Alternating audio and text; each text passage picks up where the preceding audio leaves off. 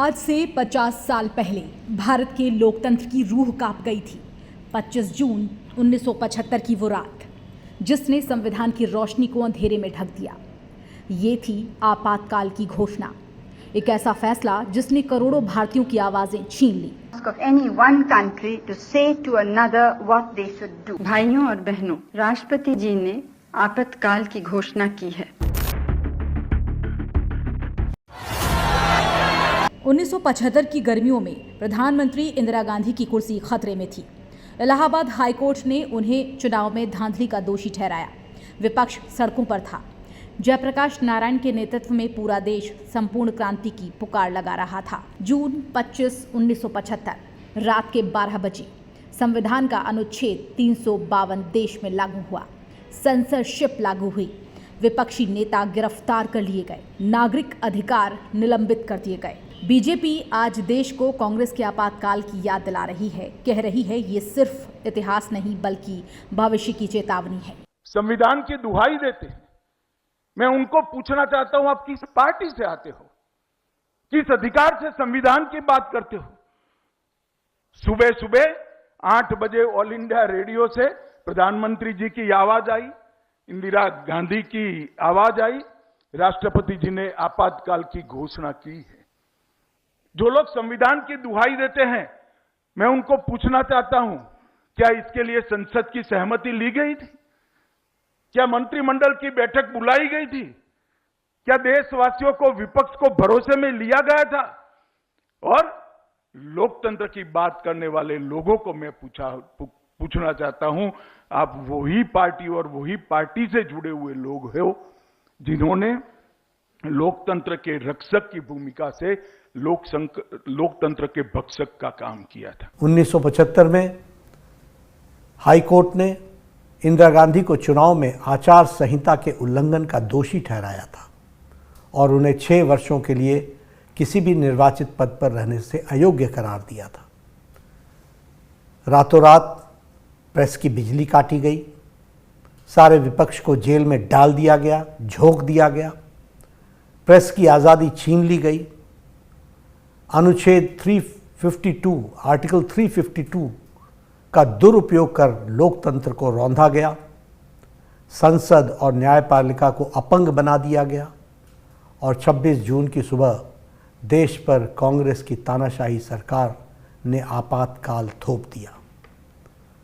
कांग्रेस की तानाशाही का विरोध केवल राजनीतिक नहीं था, यह भारत की आत्मा और संविधान की रक्षा का आंदोलन था, जिसमें राष्ट्रवादियों ने अपनी जान की बाजी लगा दी। बीजेपी की माने तो उस कालखंड के लोगों को पता ही नहीं था कि रातों रात देश जेल बन गया।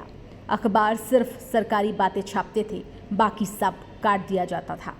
21 महीने तक देश ने अंधकार में सांसें ली। लोकतंत्र की परिभाषा बदल चुकी थी। लेकिन 1977 में जब चुनाव हुए, जनता ने जवाब दिया। 1977 का चुनाव इंदिरा गांधी की हार में बदला। जनता पार्टी की ऐतिहासिक जीत हुई, जिसमें अटल बिहारी वाजपेयी, मोरारजी देसाई और जयप्रकाश नारायण थे। तो आज जहां एक तरफ बीजेपी कांग्रेस को लोकतंत्र विरोधी बता रही है, वहीं विपक्ष बीजेपी की वर्तमान लोकतंत्र बेचैन स्थिति बताने में जुटा है। विजय फैसले में इमरजेंसी लगा दी इंदिरा गांधी जी ने, मान लो, और परिणाम हमारे खिलाफ आ गए। इंदिरा जी खुद भी चुनाव हार गई और कांग्रेस चुनाव हार गई। उसके बाद में इंदिरा जी ने और सब नेताओं ने कहा भाई ये हमारा कदम ठीक नहीं था। जब एक बार बात हमने खुद ने स्वीकार कर ली, इमरजेंसी लगाई अच्छे उद्देश्य से थे, पर उसके अंदर कई ऐसी बातें हो गई जो जनता हमारे खिलाफ हो गई और हम चुनाव हार गए हैं। उसका उन्होंने एहसास कर लिया सब नेताओं ने। अब इसके बाद में कहना कुछ भी नहीं है। आप उनको फ्रीडम फाइटर घोषित कर रहे हो, क्योंकि असली फ्रीडम फाइटर आप मतलब कोई है नहीं। जो जब लगा था उसको अभी मैं कुछ नहीं कहना चाहूँगा। जो जिस समय जैसी परिस्थितियाँ आती हैं उस तरह से सभी सरकारें करती हैं, लेकिन बीजेपी ने जो किया है जनता के साथ में पूरे के पूरे अन्याय किया है, पूरे देश में, पूरे प्रदेश में। क्योंकि महंगाई, भ्रष्टाचार और गुंडाराज बीजेपी में जितना बढ़ा उतना किसी सरकार में नहीं बढ़ा है। ये व्यवस्था है हमारे संविधान में, जब देश की अंतर्गत सुरक्षा को बाहरी शक्ति से या अंदरी शक्ति से कोई धोखा उत्पन्न होता है हाँ कोई अराजकता फैलाना चाहते हैं तो प्रधानमंत्री राष्ट्रपति की मंजूरी से आपातकाल लगा सकती है। ये संविधान में दिया हुआ अधिकार है किसी भी सरकार को, और इंदिरा गांधी ने संविधान का पूरा सम्मान करते हुए ये उस वक्त आपातकाल लगाया था। ये इंदिरा गांधी थी जिसने लोगों को सामने आकर कहा कि मैं आपत्ति सुधर जाएगी तब ये आपातकाल में पीछे ले लूँगी, और इंदिरा गांधी ने आपातकाल पीछे लिया और चुनाव को भी तुरंत वो 22 महीने के बाद चुनाव को भी सामने गई इंदिरा गांधी। ये लोकतंत्र है। किसी भी लोकतंत्र में आपातकाल को एक संवैधानिक मान्यता है तो आप उसे संवैधानिक हत्या दिन या लोकशाही विरोधी दिन नहीं मान सकते। अखबार छपे लेकिन खबरें नहीं थी। जबरदस्ती परिवार नियोजन अभियान के नाम पर जवान, बुजुर्ग और यहाँ तक कि बच्चों तक को पकड़कर जबरदस्ती नसबंदी करा दी गई। ये वो तस्वीरें हैं जिन्हें देश भूला नहीं, वो रात जब भारत चुप था।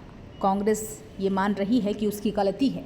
राजस्थान के पूर्व मुख्यमंत्री अशोक गहलोत को आपने सुना भी, लेकिन अब ये आपातकाल केवल एक राजनीतिक घटना नहीं है, बल्कि एक चेतावनी भी है, अलार्म भी है कि लोकतंत्र को बचाना सिर्फ नेताओं की नहीं बल्कि हर नागरिक की जिम्मेदारी है।